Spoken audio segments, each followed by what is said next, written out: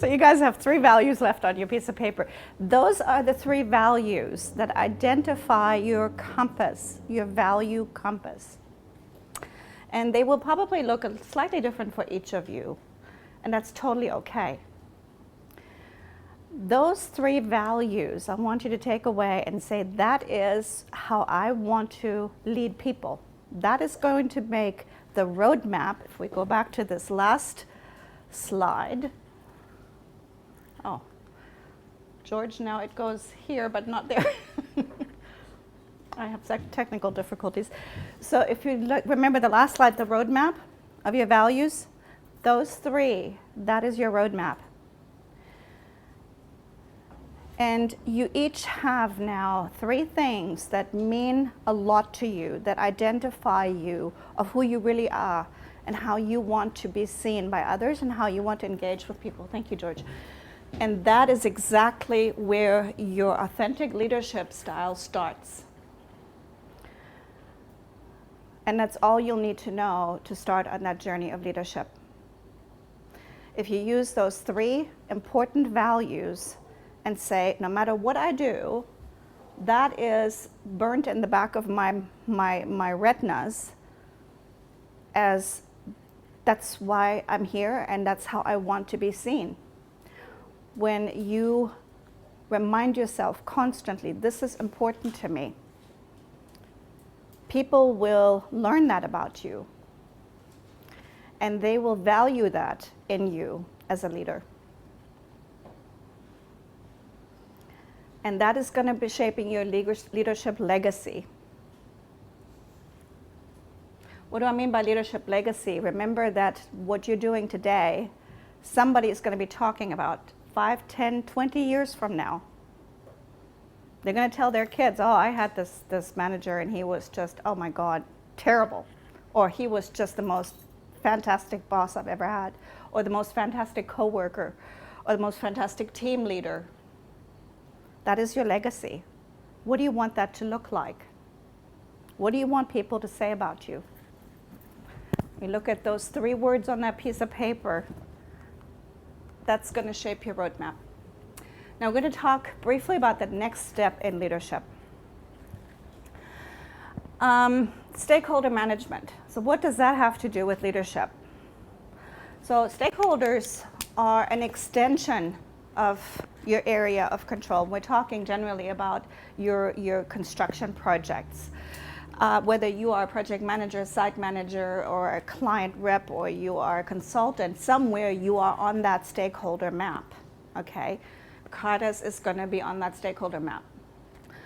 Who is a stakeholder? Is an individual, group, or organization that may affect, be affected by, or even perceived to be itself to be affected by a decision, activity, or outcome of a project.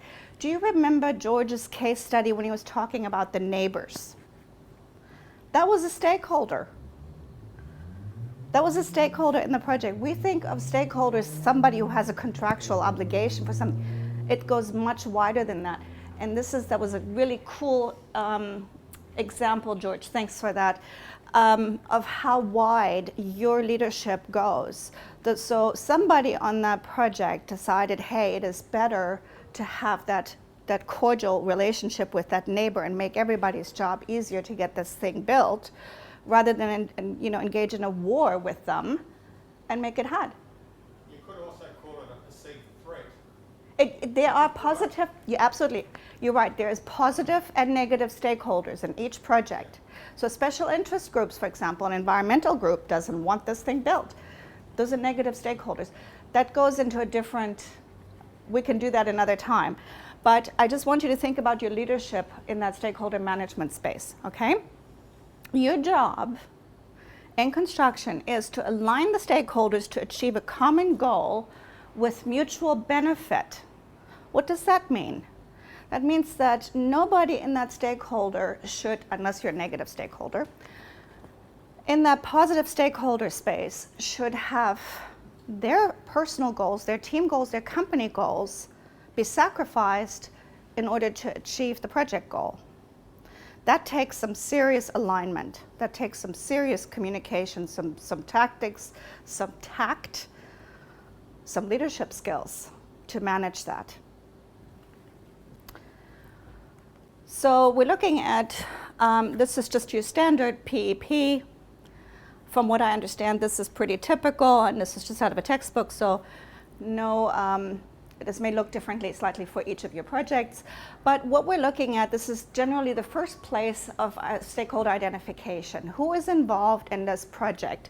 And you see here the project manager, the client advisor, the design team, contractors, special subcontractors. There's a whole host of consultants, and those are just the positive direct stakeholders. We're going to talk about what indirect and direct are in a moment.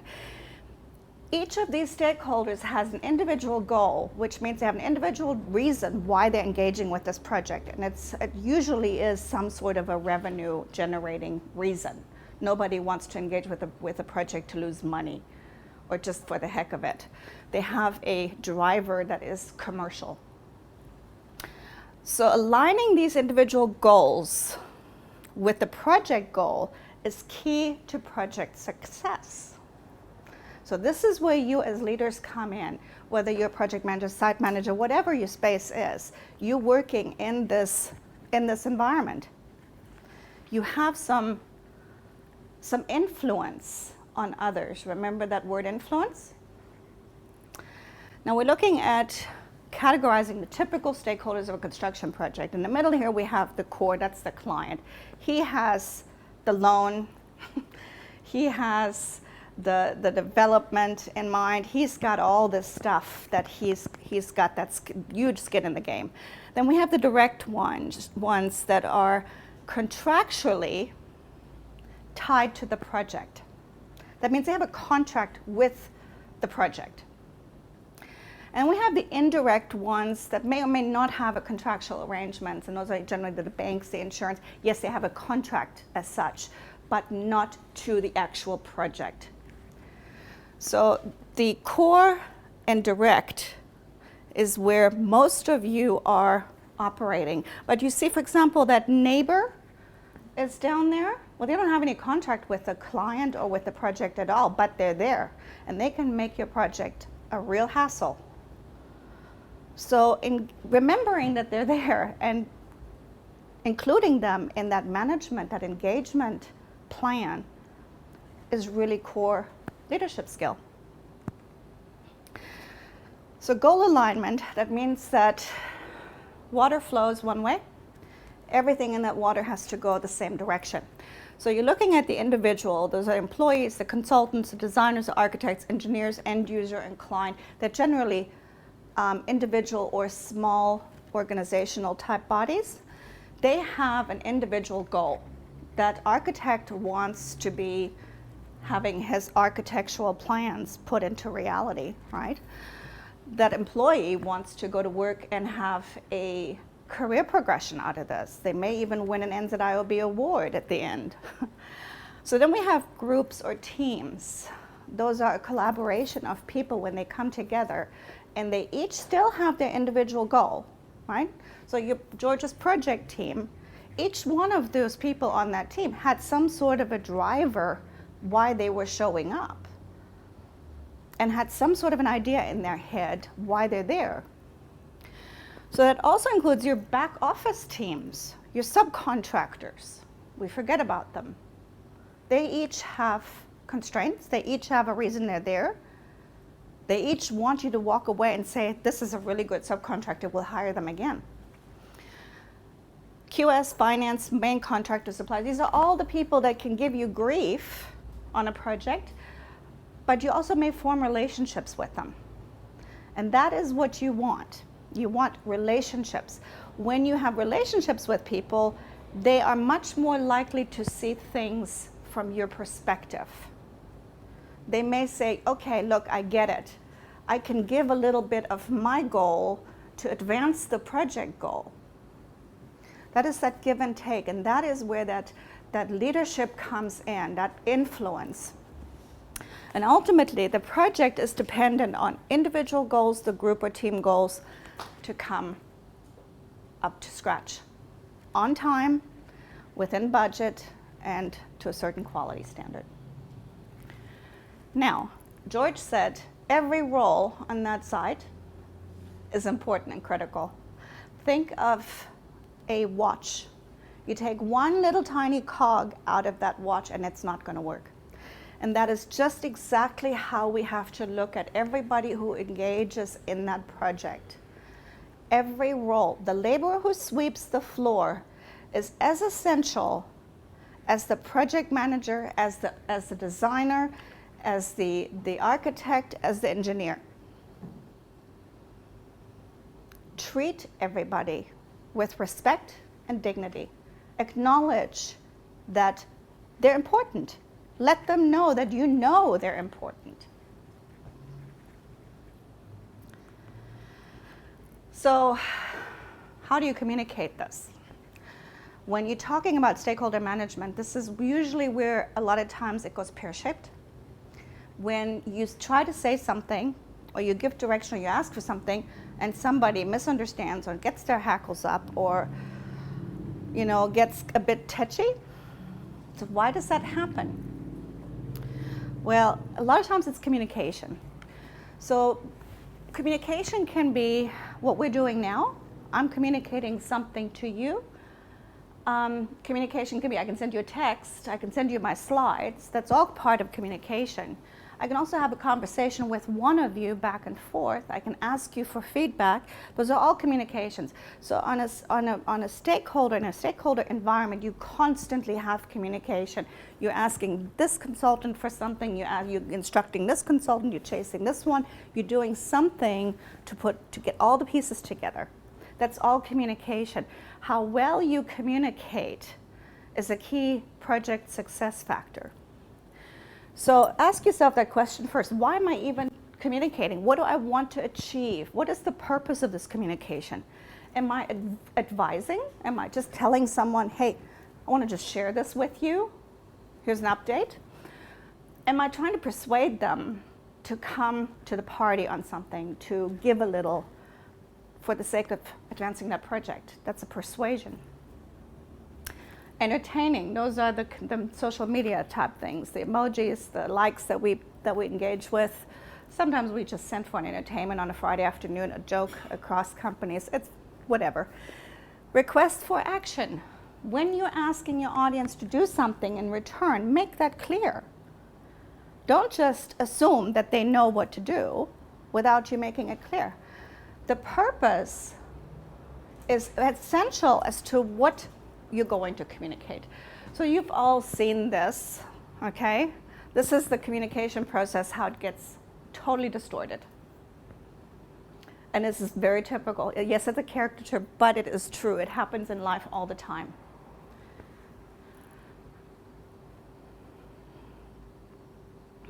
I think the documentation's a bit tough. Just saying. It happens. So let's talk about the elements of a communication process. This is a bit technical, but just bear with me here for a moment. The sender, that is the person who sits down and says, I need to communicate with someone. The message is the actual, what is it that you're sending? Okay, that is the text, the talk, the email, the phone call, whatever it is. The receiver is the person who gets that message. So think of an encoder. The sender is an encoder of that message. What is in their head, they're trying to get into the head of the receiver of that message. But sometimes we're not very good at transmitting that, what lives in our head, to what comes out on your head. There's a bit of a disconnect there, okay? Then there is noise, and that is the things that all come into, whether it is physical noise, it can be a distortion, it can be an emotional noise on part of the receiver or the decoder of that message. And then the feedback. What is it that you're asking them to do? Do you expect feedback? So you send an email and you don't get a response, and you go, well, he didn't respond. Well, did you ask him to respond? Well, no. Well, why would you expect a response then? So remember that the feedback that you need, make that clear that you're expecting that feedback. The channel is the mode of transmission of that message.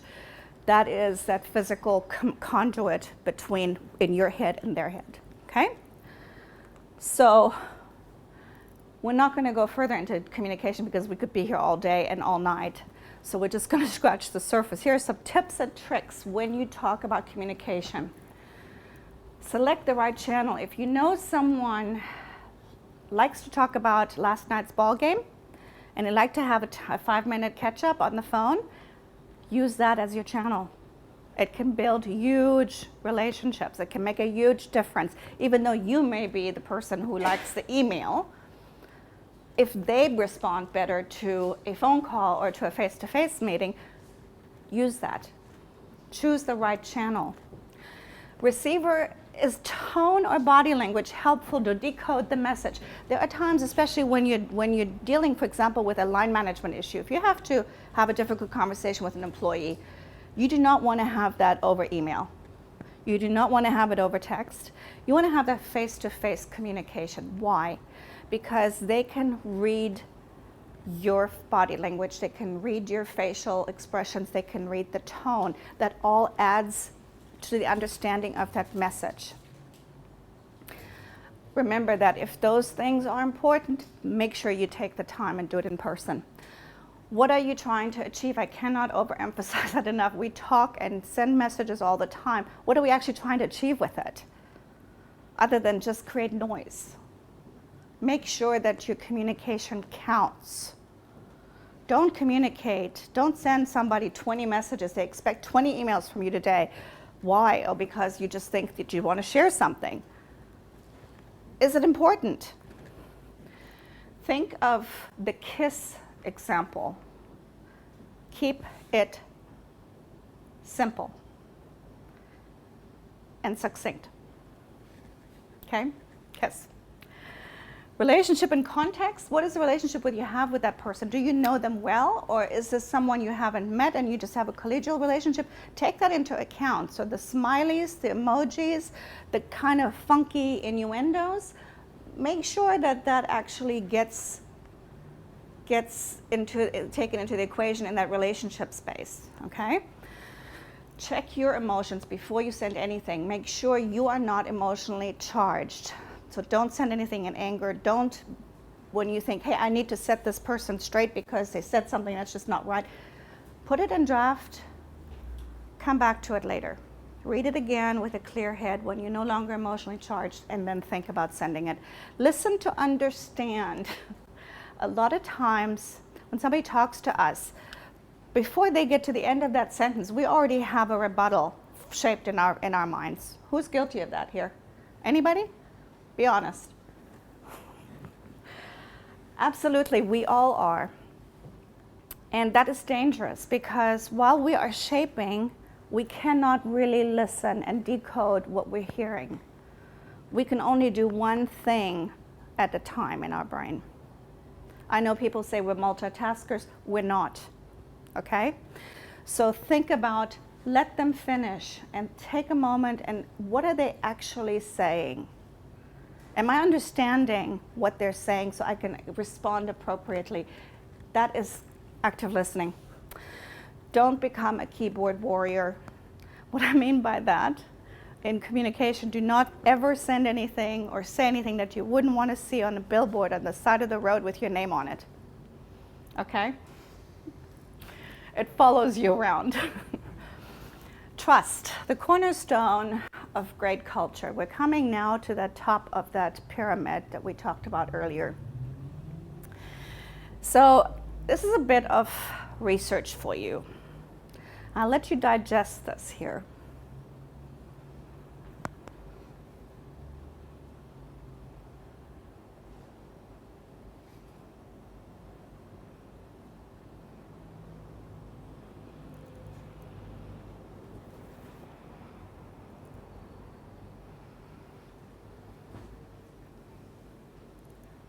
%260% more motivated to work. Do you remember when at the beginning of my presentation we talked about engagement? This is where that 260% comes in. So they're, Motivation. they're 42% less likely to be absent. That means they actually come to work more. They show up more. 50% less likely to look for another job. Do you know what it costs a business to lose a key employee? And we're not talking the CEO, we're talking someone with skills in the business as a middle of the road type of an employee. Do you know? 150% of their first annual salary and cost. No, it's not direct cost. It's not about advertising that new role. It is about that opportunity that walks out the door. While you're replacing this person, you have a time period where you have no one in that role. So you may actually lose an opportunity to take on a project. You take out that tribal knowledge, that expertise, all that information that lives in their head is gone out the door. You're going to have to find other people to bridge the skill gap. Guess what? While they're doing that, you're burning them out. They're more likely to leave. So think about this, 150%. Say you're paying someone $100,000 a year to replace them, 150 grand. Think about that. That does assume, though, that it's a stable or growing economy. Yes. And when you've got a reclining economy and you're letting people go or people are leaving and you're actually being price for that, Yep. that's one less person I need to pay because I've got no work for them. That's a completely different scenario to what you just described. Yeah. So, but so can I just rebut this? Think about this. This person that you hired, say 3 years ago, okay? And they're at that level of salary that you hired them at 3 years ago. Now they walk away or you let them go or you restructure, whatever it is. Now, the economy picks back up. Economy is a cyclical beast. It just is. It has ups and downs. It is normal. Now the economy picks back up and you have to replace that person. Guess what? You're going to be paying them at an inflated salary rate to replace them. That next person, the person you hired for $90,000, you're going to pay that replacement $120,000. Not necessarily. Yes, you will. Look, salaries they take place with demand. It's an economic issue. It's supply and demand. At the moment, we have an oversupply. We have fewer demand. But that doesn't mean salaries are going down. It just means that people are being let go. Now, when you replace those, opportunities come back on board. You have to hire. Now that shifts. There's a higher demand and a lower supply. That shifts the salaries up again. So that means the salaries increase. Does that make sense? During COVID, Jib, what did we pay for Jib? Was it even available? Not here. So the thing is think about supply and demand. At the moment, you're looking at this, at the moment, yes, at the moment we are in an economic low that will shift. It will. And at that point, you will have to hire someone in order to be competitive, to take advantage of that opportunity that may present itself. And that person is going to have a higher salary point than the person who left because of inflationary adjustment. So the key here is, though, that only 1 in 4 people trust their employer. That means that they have security that their employer has their best interest in mind, has their back, looks after them, is transparent, tells them the way it is. 1 in 4. But when you ask the employers, they overestimate that number by 40%. They think everybody trusts them. Those are not my numbers, these are research numbers. So trust, it's hard to earn. It takes a long time to build, it takes a lot of effort. It's the willingness of a party to be vulnerable to the actions of another party. That means that I have to trust that no one in here is going to shoot me. You may throw rotten eggs at me today at the end of the presentation, but you're not going to cause me any bodily harm, right? That's a simple matter of trust. But if we interacted every day, you'd get to know me, and I'd get to know you. We would establish some sort of a relationship based on some trust. I'm assuming that the person who walks in that door today is the same person who walked in that door yesterday, who's going to walk in that door tomorrow. That takes a basis of knowledge in that person. Think of your own personal relationships. Do you trust your partner? Right? You have a relationship of trust. You have to, otherwise it will not work. If there's an absence of trust, or that trust is broken, that relationship suffers. So here's, as a leader, a few things you can do to help build that trust in the relationships.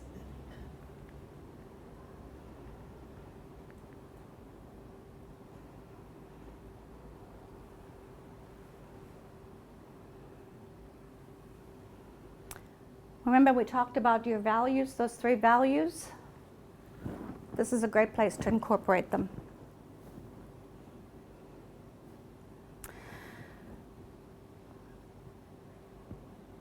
Authenticity. I just want to say one quick side note of that. Whoever has heard of the term open your kimono? And no, it's not a suggestive comment, but who's ever heard of that? I know you have. Anyone else has ever heard of that? So open your kimono, it comes from the Japanese culture. Way back when the Japanese samurais had their weapons hidden under their kimono, when they opened their kimonos, they showed everybody that they don't have a hidden agenda, they're not a threat. So think about this, open your kimonos, let people see who you really are, that you're not a threat, they can trust you, that trust is not misplaced. You don't have an agenda, you don't mean them harm, you're not going to throw them under the bus. And then back that up with your actions as a leader. So now we're coming to the team level. What you need to know. So teams are formed in very much the same way, no matter what. So a lot of times George said, hey, look, we are thrown in together. You didn't choose this team necessarily. If you are an employer, yes, you would have hired the people, but on a construction site or on a project, you may have and think about your team being also that wider space and the stakeholder space. You'll have your consultants that you have to engage with. That's all part of your team in trying to achieve that goal. So it starts with the forming stage. That means when everybody comes together and they kind of get the measure of each other. You really don't know what they're about, you don't know their personality, you don't know their preferences, you don't know why they're there, you don't know their frame of mind. Just encourage and build that relationship. Individual goals and drivers, get to know them. What makes you happy? What really is what ticks you off? Right? If I know that about you, I'm not going to do it. But if I don't know that about you, I may inadvertently do it and not even realize it. So get to know the people. Storming, that is number 2 that happens. There is going to be conflict in every team, and that is normal. So don't think that you have a dysfunctional team just because there's a disagreement, there's a difference of opinion, there's a conflict. It's normal. Your job then is to say, hey, hang on a second, 2 things. We're never going to let behavior or conflict become personal. That means you never attack someone personally, and you address the behavior or the performance when you correct it. You don't say, well, you always do this, or you don't do this. It is, you address the behavior. It's like when you for example, lose your cool, this is the effect it has on the team, right? Then it's not personal. You're just pointing out the effect it has, the behavior has on someone else. There's more on this. We can talk about that some other time. 3 is norming, when they're just trucking along, no issues, but be careful. There is a tendency then for people to become complacent and also to be thinking the same way. nobody starts going, hang on a second, nobody wants to upset that apple cart. Everything's, oh, let's just leave it alone. It's fine. So 4 is performing. This is where you really want to be. This is where everybody is just kind of smashing it out of the park. So this is where you as a leader, you need to give people autonomy to do their job. They will make mistakes. That is a given. Accept them, use it as a learning opportunity. Okay? Learning is, remember that learning mindset, that's part of your leadership space. Finally, when you're finished, celebrate the heck out of it. When that project is finished, take everybody, include everybody in that celebration, from the laborer who swept the floor, to the QS, to the project manager, to the client. Everybody achieved that project. Acknowledge them. Even something as simple as saying thank you for having our back in achieving this project is phenomenally impactful. When you're looking at the people in a team, we draw assumptions all the time. You would have seen a similar picture of this, the iceberg. What you see above the water is what you know. This is what you see, okay? This is who I know, you're a male. I know George is a project manager. This is what I know. But there's a whole depth, and this is kind of what Brigitte was talking about when she introduced us. We are not just who we are at work. We have a whole bunch of information that shapes us, how we show up at work. It may be past experiences, it may be home life, it may be different things that each of us have in the background that none of the other people know anything about. Just remember that, just keep that in mind. When you are in a team and you have some diversity, and show me a team nowadays that doesn't have some diversity. Now, this may be diversity culturally, it may be gender, it may be generational, it may be anything. Don't look through a myopic lens. Don't think of just because I am this is what shapes me, this is my lens, this is all I need to know. Open your mind and get to know the people around you. You might actually like them, you might learn something. So, but be aware, you have, on the left-hand side here, we have that green shaded area, that self-knowledge, and those, here they are again, the values, okay? That is who we are. That is kind of our DNA, this is kind of our program, right? This is what we default to normally without thinking about it. So this is shaped by our bias, past experiences, our upbringing, our background, whatever. It's also shaped by our values. But that does only half the equation here. The other half is that doing. We can do something to make that grow. We can learn something about people around us. Samoans, I bet you learned a whole lot about the Samoan culture on that Samoan project, didn't you, George? He learned something that he grew, but he did engage with it. Nobody came and, put a gun to his head and said, I'm going to give you a lecture on Samoan culture and you're going to listen. George wanted to know. We each can learn. We just have to be curious and open-minded enough. So some tips and tricks. I have a few more written down other than what's on my slide, so let me put my glasses on here.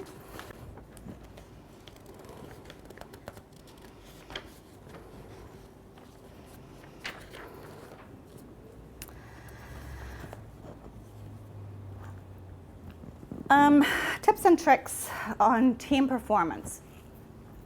Get to know your team and understand their strengths and weaknesses. We each have core strengths and weaknesses, and that's just some things we're good at, others we're not. We can all learn, we can hone skills, and this is just an example, so don't take a screenshot and measure your team based on these. This is literally just for example purposes.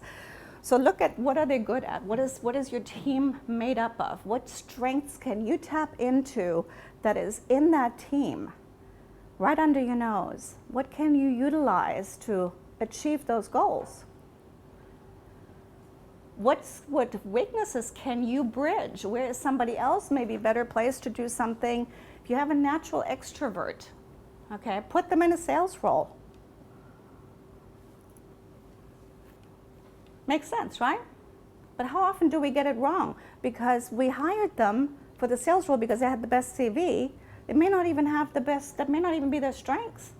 It's just what they've always done. Have a conversation. Hey, have you ever thought about doing something different based on your strengths? Think about it. Don't just assume that we come pre-programmed and that is the destiny of our life. Before we get to the delegation, explain the what behind anything you ask someone else to do. The what is important. When you correct someone, when you ask someone to show up for work, ask them why you're doing it. The what is what you're doing. But ask them, do you understand the why? Why are you doing this? Why are you sweeping the floor? Well, it has to be clean so it stays safe. A dirty floor is a hazard, right? So we want to be safe. Give them the why. The what is easy, but the why is sometimes gets lost, and we don't take always the time to remember to say that.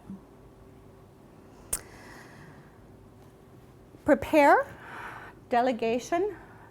Make sure before you delegate that you actually understand the task, and make sure you're prepared to communicate that. Assign it to the right person. Do they have the skills and the background and the capacity to do this job? Be specific. Be very specific in instructions and what it looks like to have a successful job completed. Confirm, check in with them, make sure they understand. Make sure they understand deadlines if they exist. Make sure they understand constraints. Make sure they understand risks. Do they have the training? Do they need additional training? Do they just need a quick video? Or do they just need, hey, just read this technical piece of information. Just wrap your mind around it. And follow up with them. Don't just leave them to it. And if you don't hear anything, they just assume that everything's fine. It's not. Okay, they may just not have the initiative to reach out to you and ask for help. Follow up with them. How are you going? All good? Do you need anything? But don't micromanage. There's a fine line here. So don't hover over their shoulder. You done yet? Are you finished? How long is it going to take you? Where are you with that? That blows anybody's mind and alienates them. Then give the feedback. Tell them how they've done. Look at the expectations you've had, the instructions you've given, and the product they produced. Did it match what you asked for? If not, why not? What could they have done better, more efficient, easier? This is a learning journey. Delegating is not about you. Yes, it does clear your calendar and your plate. Although it does take time. Delegating is an investment of time, but think of it as an investment for you, but also as a huge bonus. You owe that to the generation that comes behind you, whether that is a junior in a technical field or it is a younger person. It is up to you to teach. You are, as leaders, you are teachers. You're learners, but you're also teachers. And then lastly, celebrate.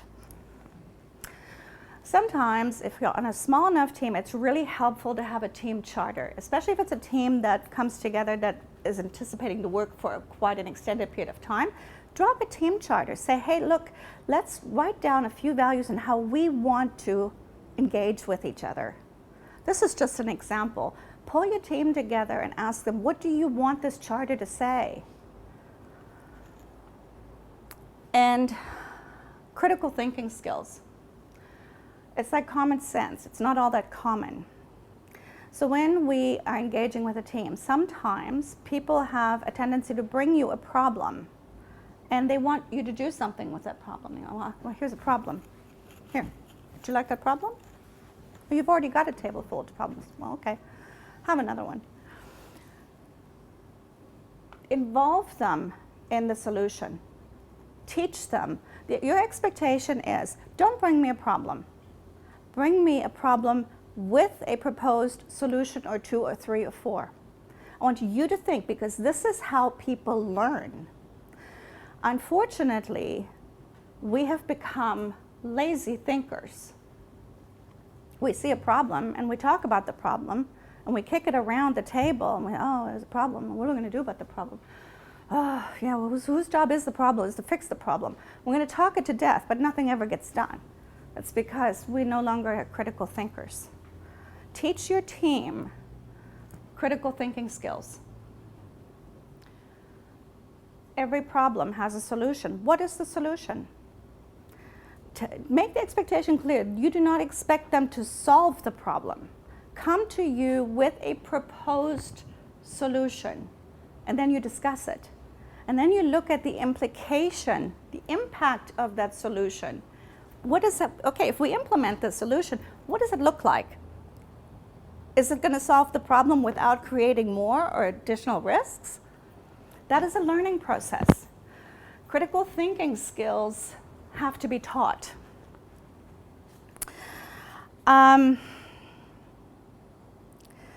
Feedback, one-on-ones with your line manager, really important. This book, if you guys are interested in learning more on instead of project management to project leadership, I really recommend this book. It is not about project management skills. It looks at project management and it is suitable for the construction industry. I actually read this book in a whole day. I couldn't put it down, and I'm not a project manager. But it spoke to me because it looks at the project space and the project management in a leadership capacity. This is a really, really cool book, guys. I really recommend it.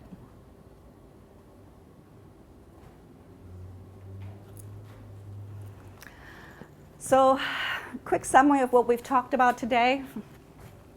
Construction industry or ecosystem, culture, leadership component, leadership versus management, goal alignment, the stakeholder management bit, communication tips and tricks, the importance of trust, and the importance of safeguarding that trust.